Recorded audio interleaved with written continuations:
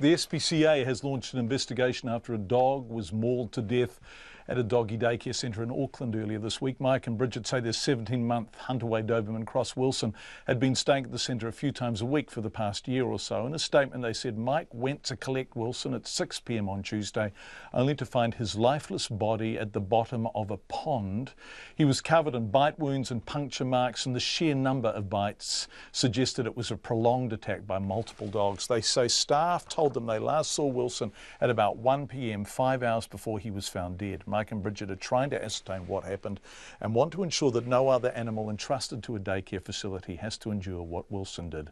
They say other dog owners should take Wilson's death as a warning to check their doggy daycares, including how many staff are working, how many dogs are in their care, and if their dog is supervised at all times. And that raises a bigger question. What kind of controls are there around businesses that care for dogs? Now, Hoo-Ha is an animal rescue and protection charity. Its founder is Carolyn Press-McKenzie, who's also a senior surgical vet nurse.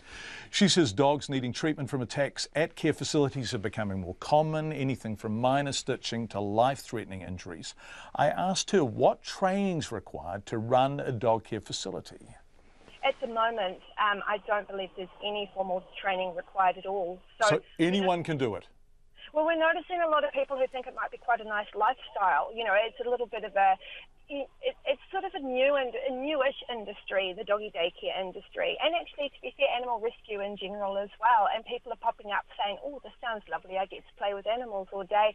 I want to do it." They pull together a facility and away they go. But so much more needs to go into it. You know, you do need experience. I mean, in the case of a daycare, you're dealing with a pack of animals, and it can go so terribly wrong.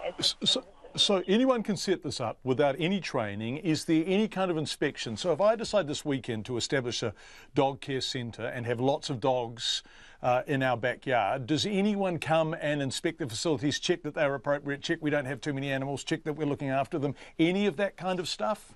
No, and so I've been running Hoo-Ha now for 17 years, and although, you know, we're not a public daycare facility, we do run 60 dogs in one facility, and we've never been approached or audited or checked, and so that's why we've started we've had a chat with the SPCA to say, hey, can we put our hands up and actually be the case study for this? Because we're watching more and more businesses blossom and bloom, but then they crash and burn as things go terribly, terribly wrong. And at the end of that, you've got injured animals or injured people, and it's not okay.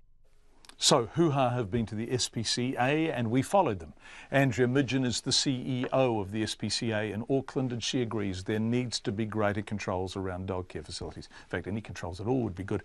But she says NAWAC, the National Animal Advisory Committee, has been looking at this for years.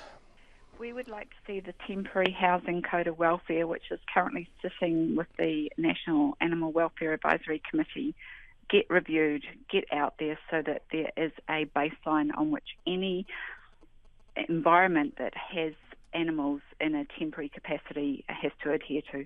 So can you explain that to me? What would that mean? You know, it would set good standards. So think about it like a child daycare. You know, they have to have qualified teachers, they have to have certain ratios of children to adults, they have to have the right health and safety systems in place, etc., etc. So it's those kind of things. And do you think it's realistic to have that around the care of dogs? Well, absolutely, because otherwise it just becomes a money-making scheme and people just, you know, take on as many dogs as they can fit in a property. And what sort of evidence are you seeing of this going wrong? There are a number of bites either to or abuse or injury to animals and to people.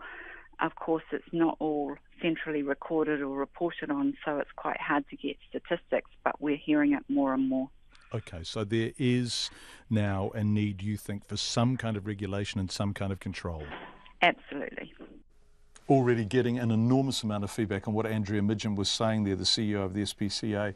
People overwhelmingly agreeing that there has to be some kind of control or regulation around people who care for numbers of animals as a professional way of earning a living.